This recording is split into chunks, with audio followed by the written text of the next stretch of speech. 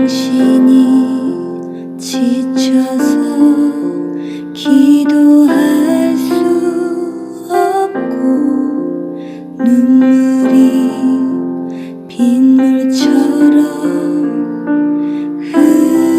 흘러내릴 때 주님은 아시네 당신의 약함을 사랑으로 돌봐주시네.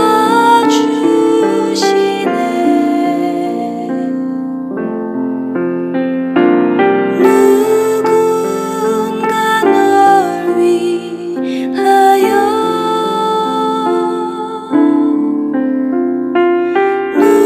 누군가 기도하네.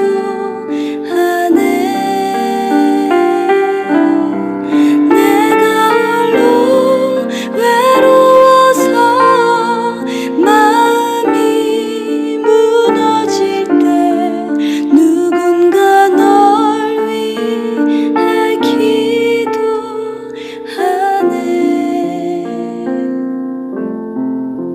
당신이 외로이 홀로 남았을 때 당신은 누구에게 위로를 얻나.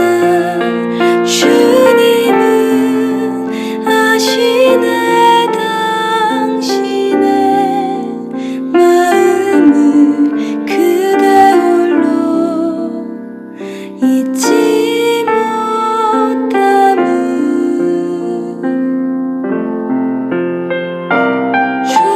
조용히 그대 위해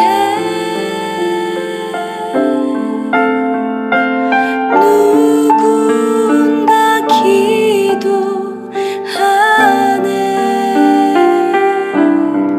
내가 홀로 외로워서 마음이 무너질 때 누군가 널 위해 기도하네.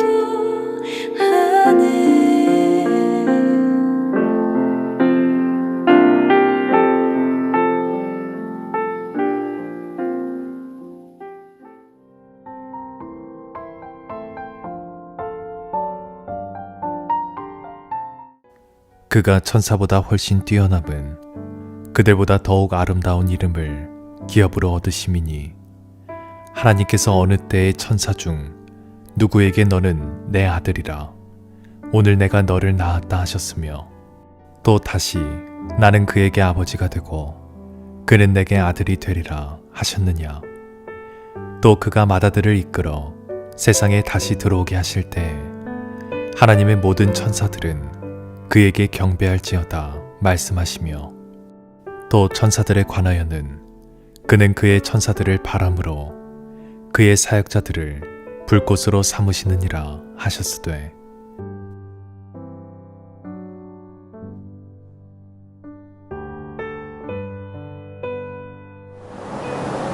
할렐루야. 오늘 함께 히브리서 1장 4절부터 7절까지의 말씀 살펴보았습니다. 어제도 우리가 이야기했듯이 히브리서는 유대인 출신의 그리스도인들에게 보내준 편지라고 함께 이야기했습니다. 계속해서 히브리서의 저자는 이 유대인들에게 마음이 흔들리고 어려운 상황에 있는 유대인들에게 그들의 믿음을 강하게 단련하고 또한 믿음을 단단하게 성장시키기 위해서 우리가 믿는 그 대상, 즉 예수 그리스도가 어떤 분인지에 대한 증명을 계속 이어져 나가고 있습니다.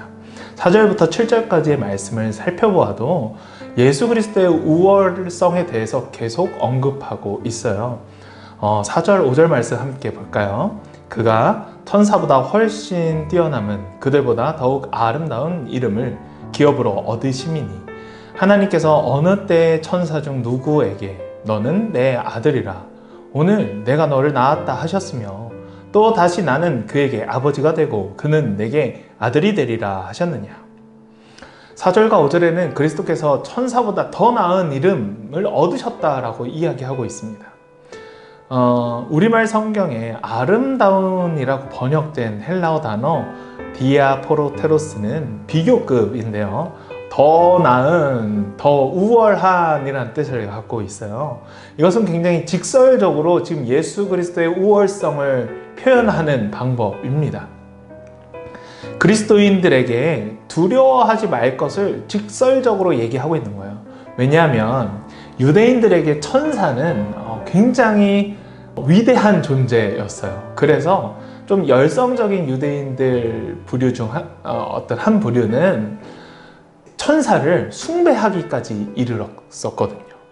그러니 그들에게 이야기하는 거예요. 얼마나 유대인들에게는 천사가 대단한 존재였다면 예수 그리스도가 당신들이 생각하는 그 대단한 존재보다 더 대단한 존재이다 라고 이야기하는 거죠.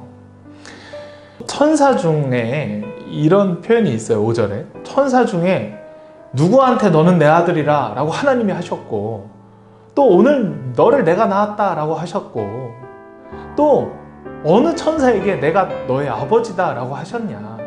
그런 분은 오로지 한 분 예수 그리스도밖에 없다 라고 하는 겁니다. 우리가 믿고 있는 분이, 우리가 믿고 있는 그 예수님이라는 분이 이 정도로 우월한 분이야 라고 히브리서의 저자는 지금 수신자들에게 이야기하고 있습니다. 왜? 이것을 우리 좀 더 쉽게 이해해 보고자 하면 이런 표현인 것 같아요. 우리 아이들이 간혹 친구들과 싸울 때 그 모습을 보면 굉장히 유치하잖아요. 유치할 때 뭐라고 싸우면서 어떻게 하는지 여러분 다 아실 거예요. 아이들 뭐라고 하면서 싸우죠? 우리 아빠는 힘도 세, 우리 아빠는 키도 크거든. 혹은 우리 아빠는 진짜 배도 뚱뚱해가지고 엄청 힘세. 그래서 너네 아무것도 아니야. 아니야, 우리 아빠가 진짜 짱이야. 막 이렇게 하면서 아이들은 자신의 아빠가 훨씬 더 대단하다고 여기며 서로 싸우죠. 이런 모습을 보면 아이들이 왜 우리가 가르쳐주지 않았잖아요. 아이들한테 내가 진짜 최고야 라고 이렇게 알려주는 게 아니라 아이들은 아버지를 향한 그런 막연한 믿음이 있는 거예요. 우리 아빠는 정말 이렇게 대단한 사람이야 라는 믿음이 있어요. 나의 부모님은.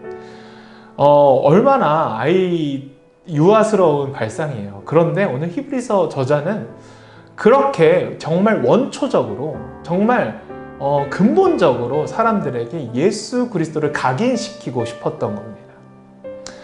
왜 그랬을까요? 바로 연약하기 때문이에요.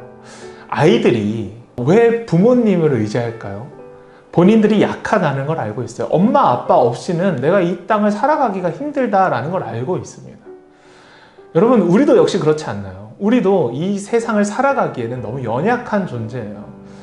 하나님 아버지께서 우리에게 이 세상을 선물로 주셨지만 이 세상에는 악이 가득합니다. 우리는 그것과 계속 싸워 나가야 하죠. 그런데 그것을 우리 힘으로 이겨내기란 정말 어렵습니다. 그렇기 때문에 하나님께서는 그의 아들, 독생자 아들을 우리에게 주신 거예요. 우리는 그를 믿음으로 천국에 가는 겁니다. 그러니 우리가 예수 그리스도를 의지하는 건 너무나도 당연한 일입니다.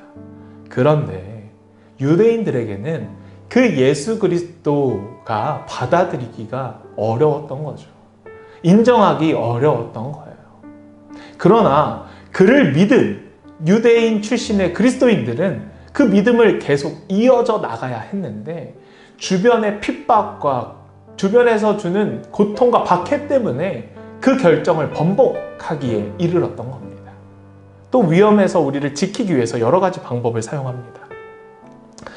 인간은 나약하기 때문이죠. 그것을 흔히 이런 표현을 쓰기도 하죠. 방어기제다라고 말입니다. 우리의 방어 기제는 예수 그리스도로 드러나야 하는데, 지금 오늘 문제가 된 이 유대교 출신의 그리스도인들에게는 그 방어 기제가 회피로 나온 거예요. 예수 그리스도를 의지하는 것이 아니라 예수 그리스도로부터 회피하는 결정을 하게 되는 거죠. 그것은 굉장히 가슴 아픈 일입니다. 그런데 과연 그들이 정말로 예수 그리스도가 참된 하나님의 아들이다, 그리고 우리의 메시아였다라고 인정했다면 그러한 결정을 할 수 있었을까요? 아마 아닐 것입니다. 우리의 삶을 돌아보더라도 우리는 비슷한 연약한 상황을 살아가고 있습니다.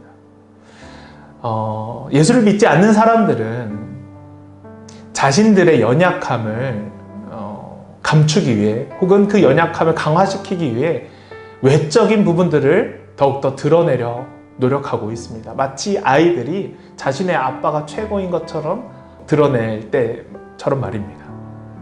세상을 벗삼아 살아가는, 또 세상의 가르침대로 살아가는, 또 세상의 욕구대로 살아가는 사람들은 자신의 연약함을 감추기 위해서 자신의 강함을 드러내곤 합니다. 그것이 경제적으로 내가 이만큼 부유하다, 내가 정치적으로 이만큼 부유하다를 드러내기 위해서 열심히 노력하죠. 그것의 반증이 바로 우리가 부동산, 큰 집을 샀다, 비싼 부동산을 우리가 소유했다, 또는 좋은 외제 자동차를 타서 내가 이만한 능력이 있는 사람이다, 나의 좋은 옷을 입어서 나는 이런 명품을 걸칠 만한 사람이다 라고 포장하듯 말입니다. 우리를 가장 안정되게 하는 것은 사실 그런 유한한 것이 아니라 예수 그리스도만이 우리를 안정되고 우리를 평안하게 만들 수 있다는 것을 믿음을 갖고 있는 신앙인들은 고백해야 하는 것이죠. 연약함을 감추기 위해서 자신의 연약함을 정말 감추고 그러한 헛된 것들로 우리를 포장하는 것이 아니라, 우리의 연약함은 연약함대로 드러내고 이러한 연약함을 예수 그리스도께서는 사용하신다, 그러니 우리가 믿는 분이 이렇게 강한 분이니까 우리가 이런 삶을 살 수 있다 라고 우린 고백해야 하는 것이죠. 그게 바로 신앙입니다. 6절 7절 함께 볼까요? 또 그가 마다들을 이끌어 세상에 다시 들어오게 하실 때에 하나님의 모든 천사들은 그에게 경배할지어다 말씀하시며, 또 천사들에 관하여는 그는 그의 천사들을 바람으로 그의 사역자들을 불꽃으로 삼으시느니라 하셨으되, 그리스도께서는 천사들로부터 경배를 받으시지만 천사는 하나님을 섬기는 자들에 불과합니다. 6절에 예수 그리스도를 마다들로 부르고 있습니다. 그런데 이것의 원어를 살펴보면, 마다들의 원어를 살펴보면 먼저 나신 자라는 뜻을 갖고 있어요. 즉 예수 그리스도의 절대적인 우월성과 하나님의 유일한 아들임을 강조하고 있는 것이죠. 유대인들은 천사를 숭배하기까지 이르렀다 앞에서 설명했죠. 그렇게 천사들의 능력을 높였는데, 본서의 기자는 바로 그러한 천사가 숭배하고 섬기고 있는 분이 바로 예수 그리스도이다 라고 설명하고 있어요. 그러니 우리가 두려워하지 않아도 된다는 겁니다. 어떠한 삶을 우리가 살더라도 그리스도를 잊지 않고 살아간다면 우리는 전혀 두려울 것이 없어요. 왜냐하면 천사도 예수 그리스도를 숭배하고 섬기기 때문이죠. 여러분, 우리 가운데 우리가 최고라고 믿고 있는 부분들이 있을 겁니다. 지금 그리스도인들을 핍박하는 유대인들이 최고라고 믿고 있는 것은 구약의 가르침입니다. 예수 그리스도는 메시아가 아닌 거예요. 그들에게는 구원자가 아닌 거예요. 그러나 참된 구원자가 누구인지 우리는 알고 있습니다. 그 전에 유대인들을 인정하지 않았던 것, 그러나 우리는 예수 그리스도가 우리의 참된 구원자라는 것을 잘 알고 있습니다. 그런데 우리가 살면서 사실 예수 그리스도가 최고가 아닐 때가 있지 않나요? 내가 정말로 예수 그리스도가 내 삶의 최고봉, 내 삶의 최우선으로 섬기고 고백하며 살아가고 있나요? 우리가 믿고 의지하는 것이 정말로 예수님입니까? 우리가 정말로 예수님 한 분이면 족하다고 고백하고 살아갈 수 있나요? 그렇다면 우리는 지금 이 히브리서의 수신자들과 같은 상황일지도 모르겠습니다. 그들은 박해 때문에, 어려움과 고난 때문에 지금 신앙을 저버리려 하고 있습니다. 그러나 우리는 실제적으로 박해와 고난보다는 나의 삶과 안녕 때문에 예수를 멀리하고자 하는 사람들이 더욱더 많습니다. 그래서 가슴이 더 아픈 것이죠. 우리가 정말로 예수님을 참된 구원자라고 섬길 수만 있다면 여러분, 우리 삶 가운데 문제되는 것은 없습니다. 왜냐하면 그 문제보다 크신 예수님이시기 때문입니다. 예수님은 항상 우리의 그 어떤 부분보다 훨씬 더 크고 훨씬 더 높고 훨씬 더 넓고 깊습니다. 그러니 우리 오늘 하루도 예수님을 의지하며 살아가는 저와 여러분이 되기를 주님의 이름으로 축원합니다. 기도하겠습니다. 사랑의 하나님, 오늘도 우리는 예수 그리스도를 의지하며 살아가겠다 고백하고 다짐합니다. 그러나 실제적으로 우리가 삶을 살아갈 때면 너무나도 힘들고 어려울 때가 있습니다. 우리의 삶에 여러 가지 부분들이 사실 고민됩니다. 실제적으로 살아갈 때 재정도 필요하고 건강도 필요하고 주변에 좋은 관계들도 필요합니다. 그러나 우리에게 이것들이 허락되지 않아서 우리의 마음이 불편하고 또 마음이 어렵고 슬프기까지 합니다. 그러나 우리가 이러한 유한한 것들로 인해서 예수 그리스도를 믿는 신앙이 흔들리지 않게 도와주시옵소서. 언제나 말씀을 가까이 하고 항상 하나님의 뜻을 생각하며 우리가 이 땅 가운데 우리의 보내신 이유를 찾고 또한 실천하며 살아가는 그리스도인이 되게 도와주시옵소서. 우리의 상황이 하나님의 일을 막지 못하게 하시고 우리의 핑계와 우리의 여러 가지 결정들이 아버지 하나님의 길을 막지 않을 수 있게 도와주시옵소서.